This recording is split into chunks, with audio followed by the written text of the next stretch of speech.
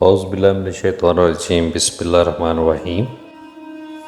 دیدار بخش کلام میں حضرت سلطان محمد باہو رحمۃ اللہ علیہ فرماتے ہیں، ارشاد خداوندی ہے، ان کے دلوں میں اللہ نے ایمان لکھ دیا ہے اور ان کی مدد اپنے غیب کے فیض سے کی ہے، کیونکہ قلب عرش کرسی اور لوح و قلم سے بھی وسیع ہے، قلب ازل سے ابد تک وسیع ہے، دنیا و عقبہ سے بھی وسیع ہے، قلب ولایت و ملک عظیم ہے۔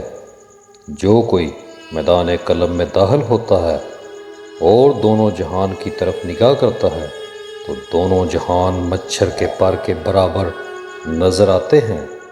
حدیث: بے شک اللہ تعالیٰ تمہاری صورتوں اور ظاہری اعمال کو نہیں دیکھتا، بلکہ وہ تمہارے دلوں اور تمہاری نیتوں کو دیکھتا ہے۔ بیت: دل تو اللہ تعالیٰ کی ایک نظرگاہ ہوتا ہے، تو شیطان کے گھر کو دل کیسے کہہ سکتا ہے؟ باری تعالیٰ کا فرمان ہے، اللہ تعالیٰ نے کسی بندے کے پیٹ میں دو دل نہیں رکھے۔ مرشد کامل قرآن کے علم حضرات کی آیات کی چابی سے ہر ایک قفل کو کھول لیتا ہے اور ولایت لاہوت میں قلب سے دیدار اور پروردگار کراتا ہے۔ اس طرح مراقبہ و مکاشفہ میں دیکھنا گویا مردہ دل شہنشاہت سے باہر آنا ہے اور خود کو لاہوت لامکان میں لے جا کر توفیق حقائق حق کے ساتھ قرب دیدار کی تحقیق کرنا ہے۔ اس طرح اس کے لیے مشرف دیدار ہونا روا ہے، یہ نفس و ہوا کی وجہ سے نہیں ہے۔ بیت: اس کے ہجر و وصال سے ہر مراتب حاصل کیے گئے اور اسی طرح لازوال جمعیت فی اللہ حاصل ہو گئی۔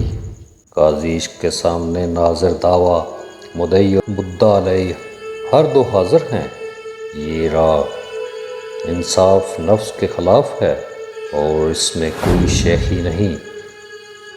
یہ وہ راہ ہے جو قیامت تک زندہ دلوں کو وحدانیت تک پہنچاتی رہے گی، جو کہ محض توحید ہے، اور مردہ دلوں کو واپس لٹائے گی، کیونکہ یہ تقلید ہے۔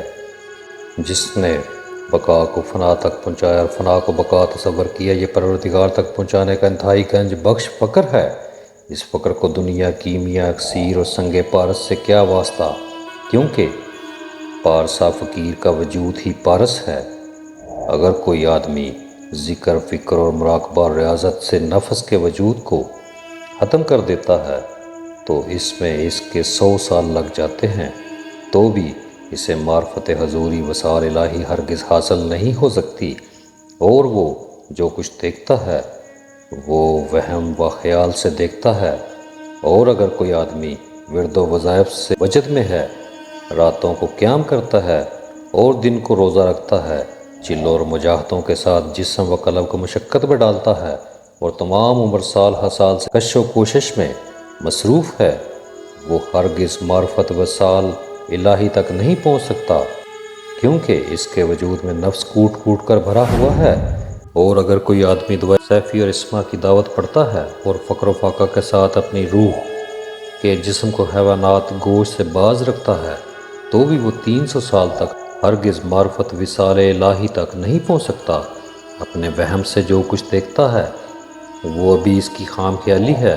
اگر کوئی شخص حج کو جاتا ہے اور مال و زکوٰۃ دیتا ہے اور سر کو سجدہ میں رکھ کر نماز نوافل میں مشغول ہوتا ہے اور زبان پر علم تفسیر و فقہ کے مسائل لاتا ہے اور حبس دم کرتا ہے، پھر بھی وہ ہرگز معرفت وصال الہی تک نہیں پہنچتا۔